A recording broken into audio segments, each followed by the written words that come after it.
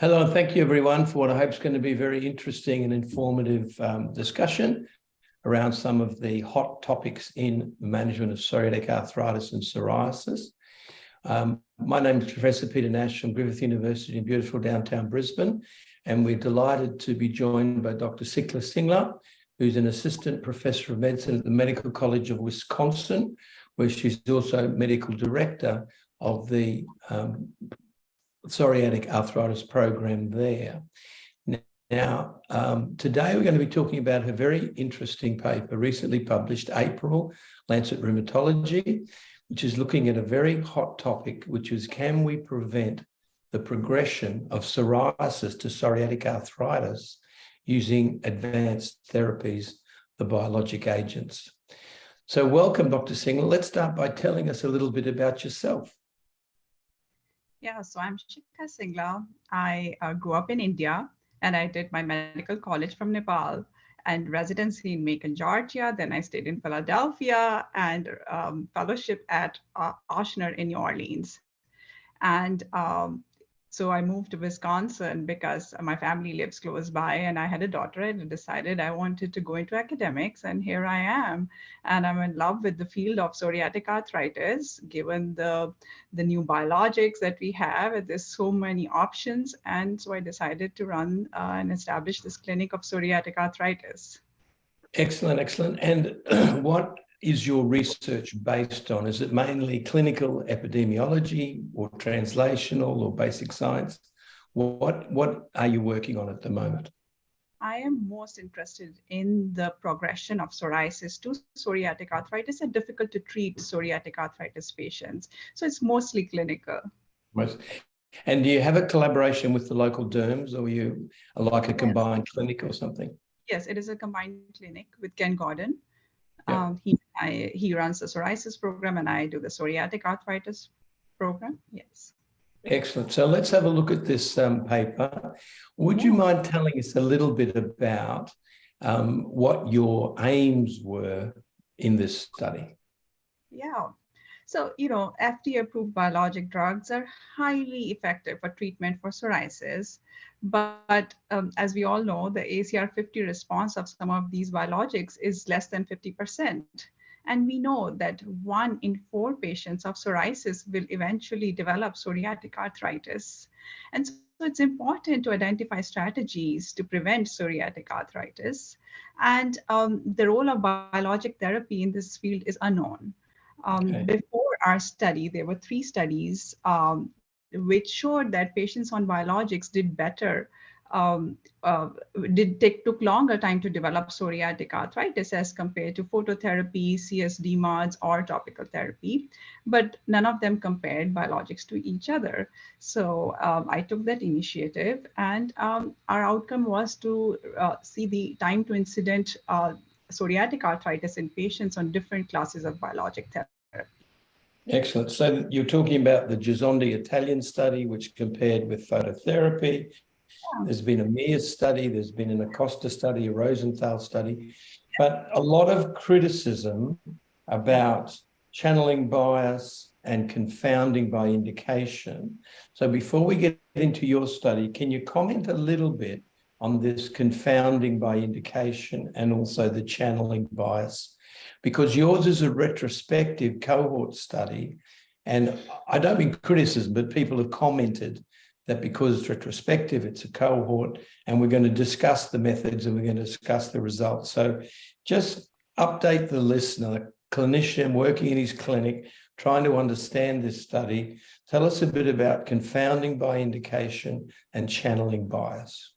Yeah, so, yes, these studies were commented on and were questioned because of the channeling and the indication bias, where what they were trying to say is patients who have not very severe disease would receive the conventional DMARDs or topicals or phototherapy, and patients with severe disease, which is also a risk factor for bad psoriasis, would receive TNF inhibitors or biologics as such. So obviously patients, so there is some confounding by indication because patients with severe disease get biologics and patients who don't have severe disease get just regular DMARDs or topical therapies. Okay, and So, yeah, keep we going. we thought that we could, this bias would be less in our study, and we believe it is less because here we are comparing severe disease to severe disease. Here we are comparing because all the patients are on biologics. So it is, there is possibility that all patients had severe disease.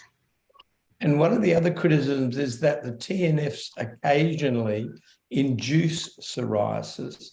Was that something that you saw retrospectively in this study?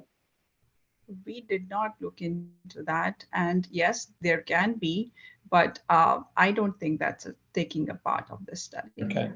So tell us about the design of the study, and you'll have to explain to the non-US what the TriNetX is. So TriNetX is a US-based network. It's a big electronic healthcare network. And while we conducted this study, it included about 89 million patients, information of 89 million patients. And most information available is demographics, their diseases, and what medications they were prescribed is available.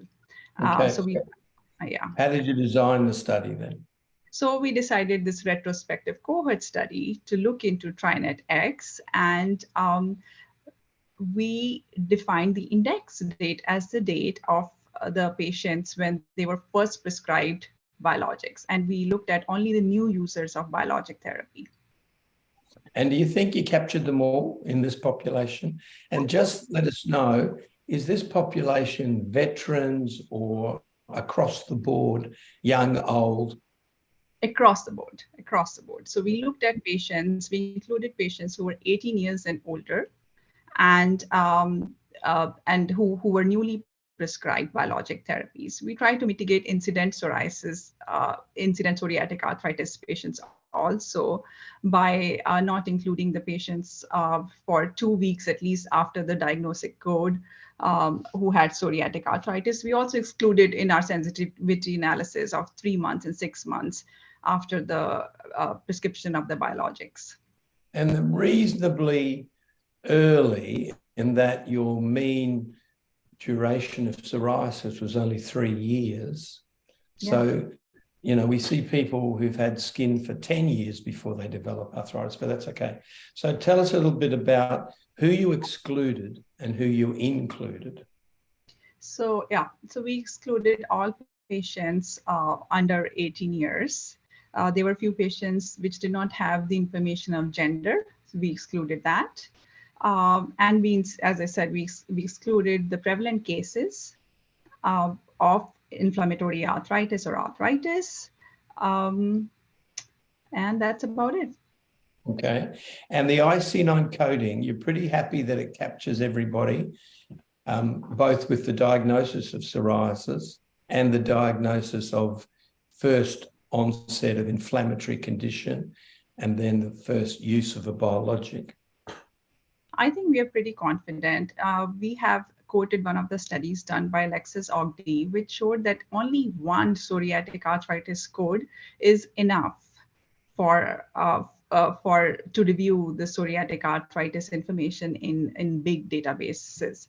So we used quite a lot of codes. We also included not just psoriatic arthritis, but all types of inflammatory arthritis. So I think we captured it very well. And unfortunately, we live in the subtropics and we have a huge amount of viral arthritis that comes and goes, which you probably don't get. But do you think there was a lot of non-PSA in the inflammatory arthritis that you saw? There is a possibility, but in sensitivity analysis, we tried to mitigate that issue as well. We looked at both arthritis and psoriatic arthritis. Because you're going to talk, we'll talk a little bit about that. So tell us about how these biologics are used in the US, because it's over quite a long time and new agents come in and old agents get excluded and What's the background of biologic use in the US? In US, in my clinic, I can say for sure, in our psoriasis and psoriatic arthritis clinic, I have a very special clinic where dermatologist and I can actually talk and discuss and argue about our patients. So sometimes when the skin predominates, he wins and he gets his way through the IL-23s. If I see patients with, axial involvement, I prefer TNFs, and IL-17s, and JAK is our last resort always.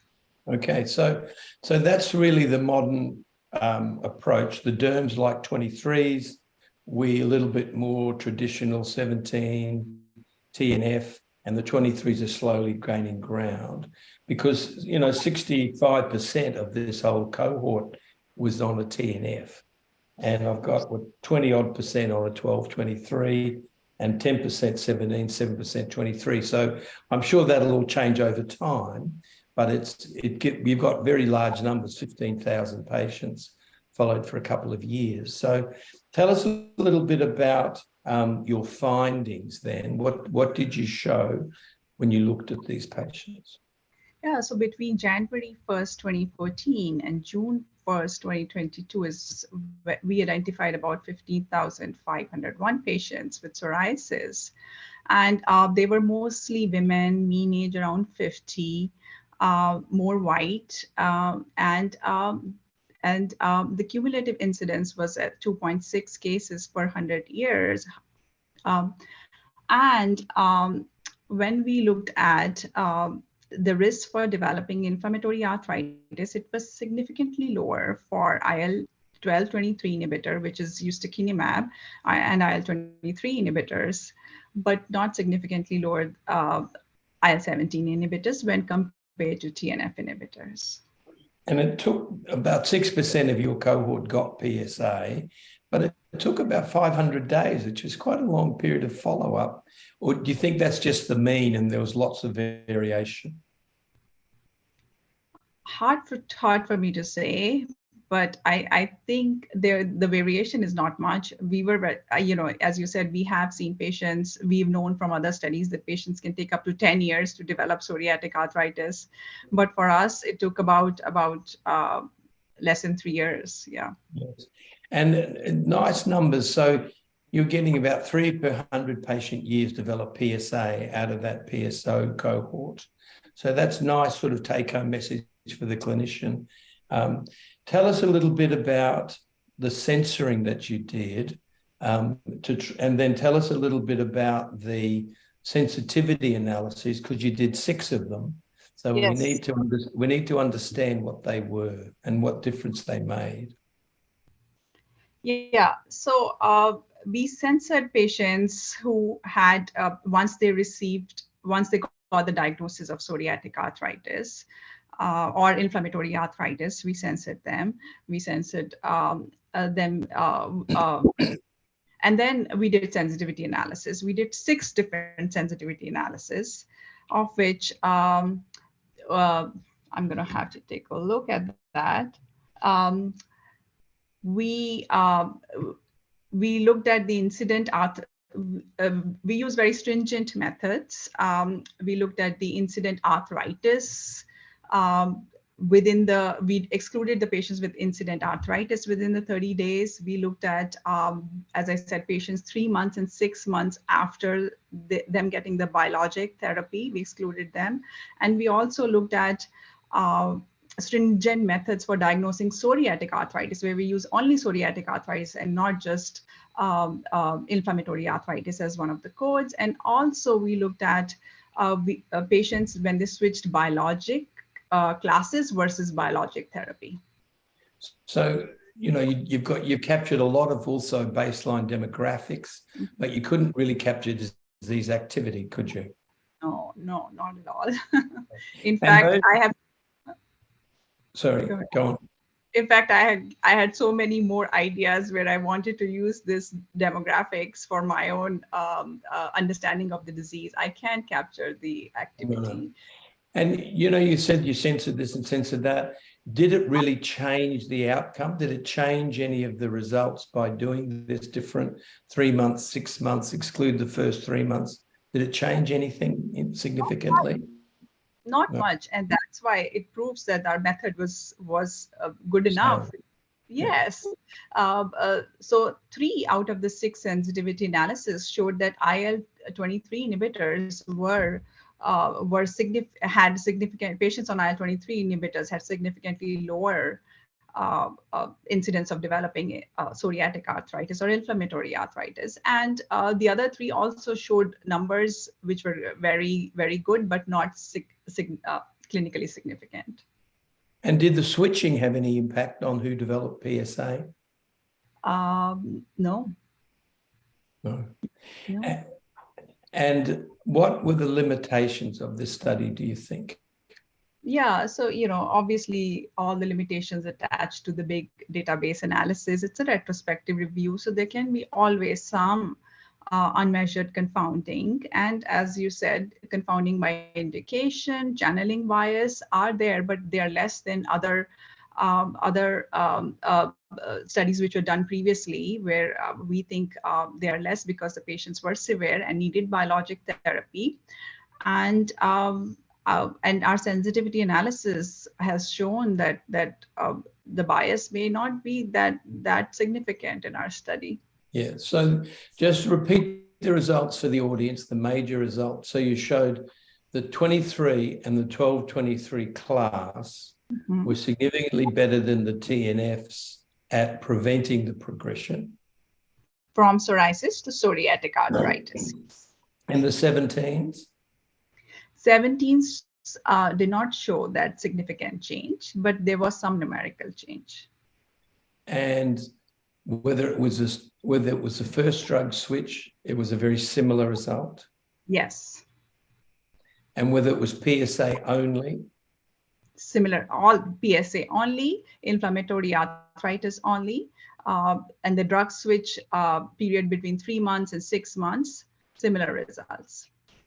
So what were the numbers of the reduction? What sort of percentage reduction did you get from progression? I have those numbers in the study. Just to give us a feel.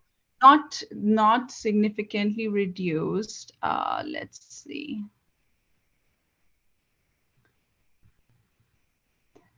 I saw so one was 500. The hazard ratio for the different classes, for example. Let's see. See if I can find it in your paper. No, I don't remember them by heart. Sure. Hazard ratio of different classes was 0.86. Am I right? See what I can find here. Yeah. So the incidence in the first biological prescriber is 3.8 cases per 100 patient years. And that was reduced to 3.2 by the 17s, 2.2 by the 12-23s, and 2.16 by the 23s. So, you've gone from sort of almost 4 cases per 100 down to 2 cases per 100, depending on which biologic so you've kind of halved the risk over the couple of years of follow-up. Yeah. So the fascinating thing is those patients who are on an advanced therapy and still get PSA, that'd be a very interesting group to study. It is, right? I wonder what's different about those. I always wonder. And, in my clinic, I see this all the time, that patients who are on therapies for psoriasis and they continue and psoriatic arthritis, and their skin gets better so quickly and their joints continue to hurt, which is not always psoriatic arthritis, but it is documented as psoriatic arthritis in electronic medical records. It is. So that's nice, isn't it? So you can halve the risk, and there's a difference in the actual development of cases. Graph is doing a huge study in this exact field, where they're looking at genomics, metabolomics, microbiomics, proteomics, and trying to see what is the genetics and the other factors, particularly in those who progress despite an advanced therapy. So Where should you go next with your project? Yeah, so we mentioned in the study that actually we looked it up also. There are so many head-to-head trials of psoriasis patients which have shown that IL-23s and 17s have been better than TNF inhibitors with very good response as far as skin is concerned. So I think there can be a pooled analysis done of some of these studies to look at if these patients tend to develop psoriatic arthritis later, patients on 23s or maybe 17s tend to develop psoriatic arthritis later. So big prospective studies underway. I know guselkumab has been used We know. Progression, Right. so that'll be very interesting to see. Yeah, so take-home message for the clinician as far as you're concerned from your study? Yeah, so take-home message is definitely if the skin disease is severe, try to treat it aggressively. And we know that IL-23s work better for skin and IL-17s as compared to TNF inhibitors. Try and catch them early, try to treat them early, and maybe we can prevent some of the disease of psoriatic arthritis in future. So thank you very much for your time. We greatly appreciate it. I think it's a very thought-provoking paper. And as you said, there's lots of analyses that could be done. If we do patients in RCTs, they're not the real world. Half our patients couldn't get into an RCT. But the prospective study will be very important. And I think you've made a major contribution. Thank you very much. If you'd like to know more about this paper and others uploaded to the CSF website this month, you can get detailed slide sets are available in the publication section at cytokinesignaling.com. Please subscribe to this podcast on iTunes or Spotify or wherever you get your podcast media and give us some feedback and let us know what you think. Thank you so much for your time. We greatly appreciate it. And congratulations on a very important piece of work. And we look forward to more coming from this cohort. Thank you very much. Thank you, Dr. Nash.